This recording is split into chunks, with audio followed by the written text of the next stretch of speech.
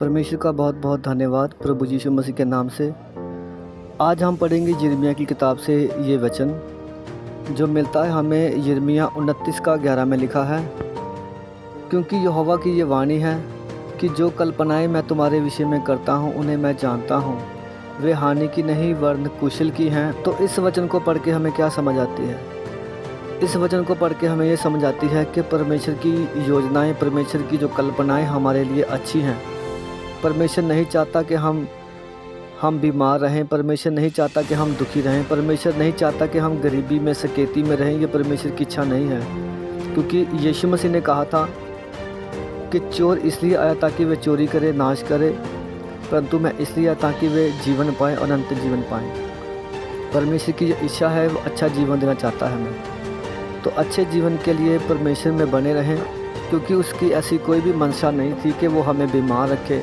बहुत सारे ऐसे लोग होते हैं जो भविष्य के ऊपर विश्वास करते हैं। वो बोलते हैं कि शायद परमेश्वर ने हमारे लिए बुरा ही लिखा होगा, तभी तो हमारे जीवन में ये हालात आते हैं। लेकिन ये बात सच नहीं है, क्योंकि एक माता पिता अपने बच्चे के लिए अच्छा सोचता है, तो जो स्वर्गीय पिता है वो अपने बच्चों के लिए कैसे बुरा सोचेगा। क्योंकि बाइबल हमें बताती है, यीशु मसीह ने कहा था कि तुम में से ऐसा कौन माता पिता है जब उसका बेटा उससे रोटी मांगे तो वो उसे पत्थर दे, जब वो मछली मांगे तो उसको सांप दे। अगर तुम बुरे होकर अपने बच्चों को अच्छी चीज़ें देना चाहते हो तो तुम्हारा स्वर्गीय पिता तुम्हें क्यों ना अच्छी चीज़ें देगा। तो परमेश्वर तो हमें अच्छी चीज़ें देना चाहता है, लेकिन ये मिलती कैसे हैं? मिलती हैं परमेश्वर की इच्छा को पूरी करके और अच्छे अंगीकार से।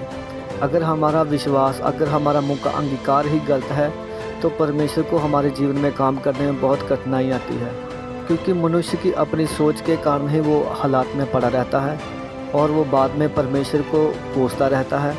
तो जितने भी लोग चाहते हैं कि हमारा अच्छा जीवन हो, उन्हें चाहिए कि वो परमेश्वर को पकड़े रहें, परमेश्वर में बने रहें और किसी भी हालात में, किसी भी सिचुएशन में ना डरें, क्योंकि वचन हमें बताता है ना डर, मैं तुम्हारे साथ हूँ। तो परमेश्वर अगर हमारे साथ है तो हमें किसी भी बात की चिंता करने की ज़रूरत नहीं है, क्योंकि स्वर्गीय पिता जानता है हमें किन की चीज़ों की ज़रूरत है। वो हमें खिलाता है, हमें पालता है।